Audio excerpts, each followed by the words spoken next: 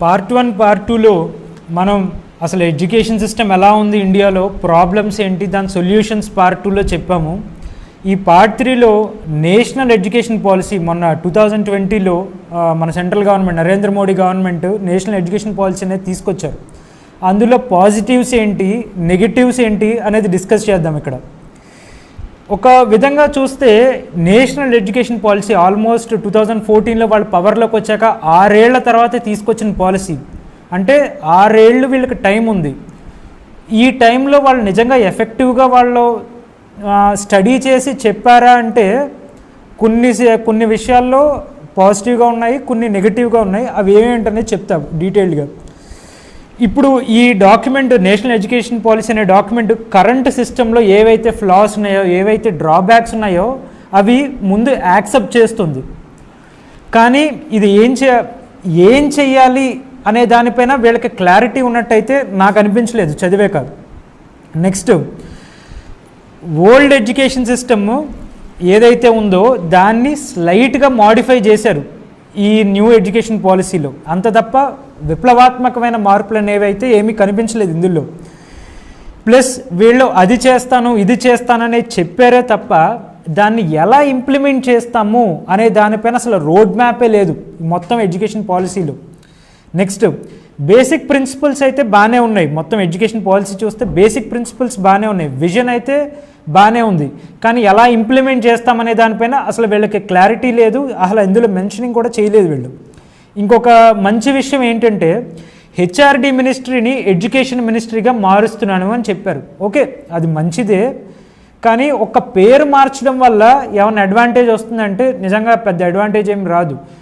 ముందు human resources డెవలప్మెంట్కి ఎడ్యుకేషన్కి చాలా డిఫరెన్స్ ఉంది. ఆ డిఫరెన్స్ని ఏంటనేది ఐడెంటిఫై చేసి ఆ రెండు సెక్టార్స్ కింద ఐడెంటిఫై చేసి ఆ రకంగా డెవలప్ చేస్తే బెటర్. కానీ ఓన్లీ నేమ్ మారిస్తే పెద్ద అడ్వాంటేజ్ ఏమి రాదు అందులో. నెక్స్ట్, ఈ పాలసీలో ఇంకో మంచి విషయం ఏంటంటే ఎర్లీ చైల్డ్హుడ్ ఎడ్యుకేషన్కి ప్రిఫరెన్స్ ఇచ్చారు, స్ట్రెస్ చేశారు దీనిపై. అంటే 3 to 6 ఇయర్స్ని ఎడ్యుకేషన్ పైన హై ఫోకస్ చేశారు ఇందులో. ప్లస్ మిడ్ డే మీల్ ఇదివరకు అన్ని స్కూల్స్ మొత్తం దేశం అంతా మిడ్ డే మీల్ స్కీమ్ ఉంది. దాంతోపాటు బ్రేక్ఫాస్ట్ కూడా పెట్టాలి అని చెప్పి న్యూట్రిషన్ పెంచడానికి ప్రపోజల్ పెట్టారు. అది చాలా చాలా మంచి విషయం.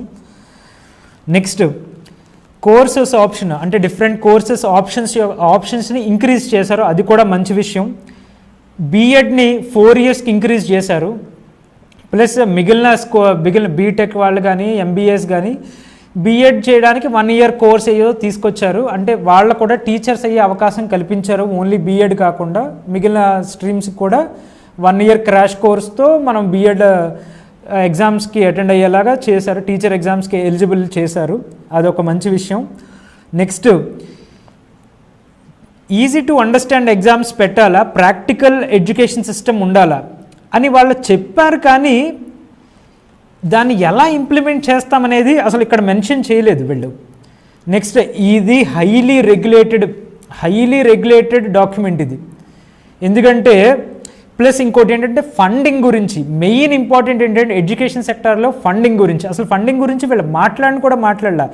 ఏదో 6% of GDP should be spend on education అని ఒక స్టేట్మెంట్ ఇచ్చారు తప్ప ఎలా చేస్తున్నాం దాన్ని అని ఒక ఫ్యూచరిస్టిక్ విజన్ అనేది ఇందులో ప్రజెంట్ చేయలేదు వాళ్ళు. ఇది ప్రజెంట్ అయితే 3% ఆఫ్ జీడిపి చాలా స్టేట్స్లో నడుస్తోంది. కానీ ఇది 6%కి పెంచాలి అని ఒక విజన్ అయితే చెప్పారు ఇందులో. దాని ఇంప్లిమెంటేషన్ గురించి అయితే మాట్లాడలేదు. ఈ విషయం కొఠారీ కమిషన్ 1966లోనే చెప్పింది ఇలా మనం చెయ్యాలి అని చెప్పి. అప్పటి నుంచి వీళ్ళు చెప్తున్నారు తప్ప లాస్ట్ 50 ఇయర్స్లో ఒరిగింది ఏం లే, 50+ ఇయర్స్లో ఒరిగింది ఏం లే.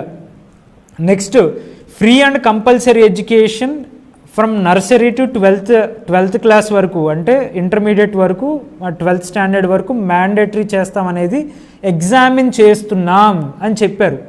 అంటే అది ఇంకా ఖచ్చితంగా చేస్తాం, ఫ్రీ అండ్ కంపల్సరీ ఎడ్యుకేషన్ అనేది ఎక్కడ మెన్షన్ చేయలే, జస్ట్ మేము ఎగ్జామిన్ చేస్తున్నామని చెప్పారు అందులో నేషనల్ ఎడ్యుకేషన్ పాలసీలో. నెక్స్ట్, టీచర్స్ షార్టేజ్ని ఎలా ట్యాకిల్ చేస్తాము అనే టాపిక్ పైన వాళ్ళు ఏం చెప్పారంటే కమ్యూనిటీ ఎంగేజ్మెంట్ చేస్తాము. అంటే ఒక గ్రామంలో కమ్యూనిటీ ఉంటారు కదా, ప్రజల నుంచి వాలంటీర్స్ కింద తీసుకుని టీచర్ షార్టేజ్ ఎక్కడ ఉందో వాళ్ళని కమ్యూనిటీ ఎంగేజ్మెంట్ని ఎంకరేజ్ చేస్తామని చెప్పారు. ఇక్కడ మెయిన్ ప్రాబ్లం ఏంటంటే majority students first generation kids ఇందాక చెప్పినట్టు, అంటే వాళ్ళ పేరెంట్స్కి చదువు అనేది ఉండదు. ఆ గ్రామంలో కూడా చాలామంది వాలంటీర్స్కి చదువు పైన అవగాహన ఉంటుందో లేదనేది వాళ్ళ స్టాండర్డ్ని మనం అనలైజ్ చేయలేం. ఆ అనలైజ్ చేయలేనప్పుడు కమ్యూనిటీ ఎంగేజ్మెంట్ చేసేస్తే ఎంతవరకు వర్కౌట్ అవుతుంది అనేది ఒక డీటెయిల్డ్ స్టడీ జరగాల. కానీ డీటెయిల్డ్ స్టడీ జరిగినట్టు ఇక్కడ మనకి ఎక్కడ కనిపించట్లా, ఏదో ఒక స్టేట్మెంట్ పాస్ చేసినట్టే ఉంది అందులో. క్వాలిటీ ఎడ్యుకేషన్, అసలు క్వాలిటీ ఎడ్యుకేషన్ ఎలా ప్రొవైడ్ చేస్తాం, ప్లస్ ఇన్ఫ్రాస్ట్రక్చర్ని ఎలా డెవలప్ చేస్తాం అనే దానిపైన అసలు ఒక విజన్ అనేది లేదు అసలు ఈ డాక్యుమెంట్లో. నెక్స్ట్ వీళ్ళు ఏం చెప్పారంటే క్వాలిటీ ఎడ్యుకేషన్ తీసుకురావాలంటే ప్రైవేట్ ఫిలాంథ్రఫిక్ ఎడ్యుకేషనల్ ఇన్స్టిట్యూట్స్ ఉంటాయి కదా, దాన్ని ఎంకరేజ్ చేస్తాము అని చెప్పారు. అంటే వీళ్ళు ఏం చెప్తున్నారంటే ప్రైవేట్ స్కూల్ సిస్టమ్ని ఎంకరేజ్ చేస్తాము క్వాలిటీ ఎడ్యుకేషన్ తీసుకురావాలంటే. అంటే ఇది ఒక రకంగా మంచిదే, కానీ మనం వెస్టర్న్ కంట్రీస్ చూస్తే స్కూలింగ్ అంతా కూడా మెజారిటీ 95% ఆఫ్ స్టూడెంట్స్ గవర్నమెంట్లో ఉంటారు వెస్టర్న్ కంట్రీస్లో ఎక్కడ చూసుకున్నా సరే. కానీ మనకి ఇప్పుడు ఇందాకే మన స్టాటిస్టిక్స్ చెప్పా, మన ఆంధ్రప్రదేశ్లో చూసుకుంటే 46% ఆఫ్ స్టూడెంట్స్ ప్రైవేట్ స్కూల్స్కి వెళ్ళిపోయారు ఆల్రెడీ. గవర్నమెంట్లో 53-54% ఉన్నారు. సో ఆల్మోస్ట్ నేను అన్ని స్టేట్స్ ఈ రకంగా ఉండొచ్చు అని నేను ఒక అప్రాక్సిమేషన్ చేస్తున్నా. సో ఈ రకంగా ఉంటే వెస్టర్న్ కంట్రీస్లో 95% గవర్నమెంట్ స్కూల్స్లో ఉంటే ఇక్కడ ఓన్లీ 53% ఉన్నారు గవర్నమెంట్ స్కూల్స్లో. ఈ వేరియేషన్ మనం మానిటరింగ్ చేసుకోకుండా ప్రైవేట్ స్కూల్స్ని ఇంకా ఎంకరేజ్ చేస్తామంటే అది ఇంకా డిగ్రేడ్ అయ్యే అవకాశాలు ఉన్నాయి. ఎందుకంటే compared to government schools private schools బాగానే ఉన్నా సరే, కానీ మెజారిటీ ప్రైవేట్ స్కూల్స్లో కూడా ఎడ్యుకేషన్ స్టాండర్డ్స్ చాలా చాలా లోగా ఉన్నాయి. ప్లస్ గవర్నమెంట్ స్కూల్స్తో కంపేర్ చేస్తే ఒక టీచర్ కింద ఎంతమంది స్టూడెంట్స్ ఉన్నారంటే ఇందాక చెప్పినట్టు ఆల్మోస్ట్ డబుల్ కన్నా ఎక్కువ ఉన్నారు. సో ఇది ఒకటి మనం కన్సిడర్ చేయాలి. ఎందుకంటే మనం చూస్తున్నాం ఇంటర్మీడియట్ అయితే వర్షన్ అనమాట, చిన్న క్లాస్ రూమ్లో 100 మందిని కుక్ చేస్తున్నారు, మనం చూస్తున్నాం ఆల్రెడీ. సో క్వాలిటీ ఎడ్యుకేషన్కి కావాలంటే ప్రైవేట్ స్కూల్స్ని ఎంకరేజ్ చేయడం అనేది బెటర్ ఆప్షన్ కాదు. నెక్స్ట్ టీచర్స్ ట్రైనింగ్ వీళ్ళు చాలా ఫ్యూచరిస్టిక్గా చెప్పేశారు, కానీ ఇంప్లిమెంటేషన్ ఎలా చేస్తామనేది చెప్పలే. మేము ఇందాక ఢిల్లీ గవర్నమెంట్ గురించి నేను చెప్పినట్టు అదే మెన్షన్ చేశాం.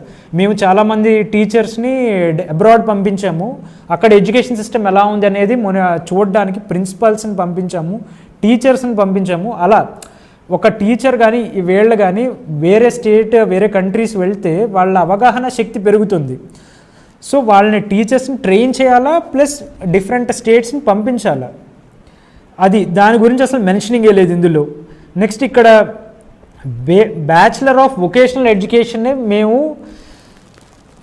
చాలా హైగా ప్రమోట్ చేస్తామని చెప్పారు, అది మంచి విషయమే. కానీ ఇక్కడ ఇంజస్టిస్ ఏం చేశారంటే బ్యాచిలర్ ఆఫ్ వొకేషనల్ ఎడ్యుకేషన్కి, ఈ బ్యాచిలర్ ఆఫ్ వొకేషనల్ ఎడ్యుకేషన్ని మెజారిటీ ఆఫ్ కంపెనీస్ కానీ ఇప్పుడు ఐఏఎస్ ఐపీఎస్ ఎగ్జామ్స్ కానీ గవర్నమెంట్ ఎగ్జామ్స్ కానీ వాళ్ళు కన్సిడర్ చేయట్లే. కానీ ఇది ఎలా ఇంప్లిమెంటేషన్ చేస్తాం, బ్యాచిలర్ ఆఫ్ వొకేషనల్ ఎడ్యుకేషన్ వాళ్ళకి కన్సిడర్ చేసేలాగా ఎలా కన్సిడర్ చేస్తాం, bachelor of vocational education standard ఎలా పెంచుతాం అనేది అసలు మెన్షన్ చేయలేదు ఇక్కడ. ప్లస్ ఇంకొకటి ఏంటంటే వీళ్ళు మెయిన్ డ్రాబ్యాక్ ఎక్కడ చేశారంటే మళ్ళీ తీసుకెళ్ళి బోర్డ్ ఎగ్జామ్స్లోనే పెట్టారు, కంటిన్యూస్ ఎవాల్యుయేషన్ గురించి మాట్లాడాలి. నేను ఇందాక చెప్పిన ఇందాక సొల్యూషన్స్ చెప్పాను కదా, ఆ సొల్యూషన్స్ వీడియోలో ప్రతి ఇయర్ సో 3rd క్లాస్ నుంచి 12th క్లాస్ వరకు ప్రతి ఇయర్ అసెస్మెంట్ ఎగ్జామ్ ఉండాలి అని చెప్పా. కానీ వీళ్ళు ఏం చెప్పారంటే బోర్డ్ ఎగ్జామ్కే మ్యాక్సిమం ఇచ్చేశారు, కంటిన్యూస్ అసెస్మెంట్ ఉండాలి కానీ దానికి ఏం వెయిటేజ్ లేదంట, మొత్తం వెయిటేజ్ అంతా బోర్డ్ ఎగ్జామ్స్కే ఉంటుందంట. అంటే ఆ అసెస్మెంట్ ఎగ్జామ్ నామకే వాస్తే జరుగుతున్నట్టు వాళ్ళు మెన్షన్ చేశారు అక్కడ చేయడం. అది కూడా ఎలా చేస్తాం ఎవాల్యుయేషన్ అంటే నేషనల్ టెస్టింగ్ ఏజెన్సీ అని ఒక ఏజెన్సీ పెడతాం, దాని ద్వారా ఎవాల్యుయేట్ చేస్తాం, ఒక ఎగ్జామ్ పెడతాము ఇయర్లీ అని చెప్పారు వాళ్ళు.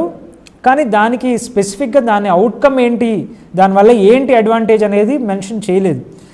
ప్లస్ ఇంకొకటి మేజర్ డ్రాబ్యాక్ ఏంటంటే అన్ని కాలేజెస్ యూనివర్సిటీస్లో మల్టీ డిసిప్లినరీ పెట్టేస్తాము అని చెప్పారు వీళ్ళు.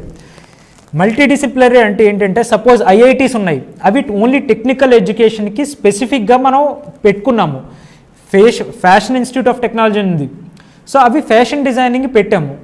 నెక్స్ట్ ఎయిమ్స్ ఉన్నది, అది మెడికల్ ఎడ్యుకేషన్కి పెట్టాము. అలాగే మనకి సో డిఫరెంట్ కాలేజెస్ ఉన్నాయి. ఆ స్పెసిఫిక్ మానేసి ఇప్పుడు ఐఐటీస్లో వీళ్ళు ఎంబీబీఎస్ చెప్తారంట, అది కాకుండా ఐఐటీస్లో మ్యాథ్స్ చెప్తారంట. ఇలా ఒక ఐఐటీలో మొత్తం అన్ని రకాల స్ట్రీమ్స్ వచ్చేలాగా వీళ్ళు ప్లాన్ చేస్తున్నారు. అది కూడా అది కంపల్సరీ అని చెప్తున్నారు వాళ్ళు. సో దీనివల్ల స్పెసిఫిక్ ఇన్స్టిట్యూట్స్ ఉంటాయి కదా, అవి చాలా చాలా డైల్యూట్ అయిపోయే అవకాశం ఉంది. ఇప్పుడు సపోజ్ ఉస్మానియా యూనివర్సిటీ ఉంది హైదరాబాద్లో, అక్కడ ఎంబీఏ కానీ మన టెక్నికల్ బీటెక్ కానీ ఆల్మోస్ట్ మెడికల్ కానీ ఆల్మోస్ట్ అన్నీ ఉంటాయి ఉస్మానియా యూనివర్సిటీ. అలా మల్టీ డిసిప్లినరీ యూనివర్సిటీస్ కొన్ని ఉన్నాయి ఇండియాలో, అవి ఉండాలి ఖచ్చితంగా.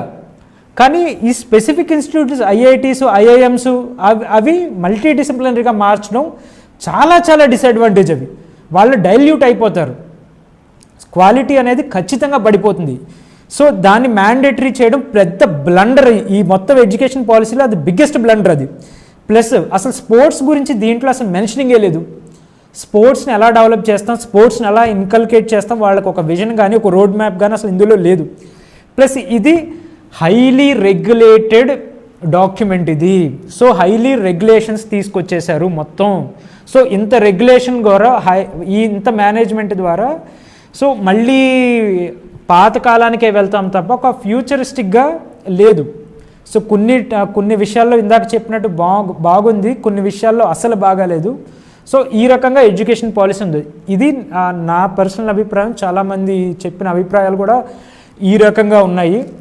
సో నేషనల్ ఎడ్యుకేషన్ పాలసీ గురించి ఓవరాల్గా మీకు ఒక బ్రాడ్ ఒక అవుట్లుక్ వచ్చిందని నేను అనుకుంటున్నాను ఈ వీడియో ద్వారా. నెక్స్ట్ ఢిల్లీ ఎడ్యుకేషన్ రిఫార్మ్స్లో మేము ఏమైతే రిఫార్మ్స్ తీసుకొచ్చామో ఎంతవరకు అవి డెవలప్ అయ్యి ప్రజల దగ్గరికి స్టూడెంట్స్ దగ్గరికి ఎంతవరకు వాళ్ళు తీసుకున్నారనేది నెక్స్ట్ వీడియోలో మాట్లాడతాను. థ్యాంక్ యూ, ధన్యవాదాలు.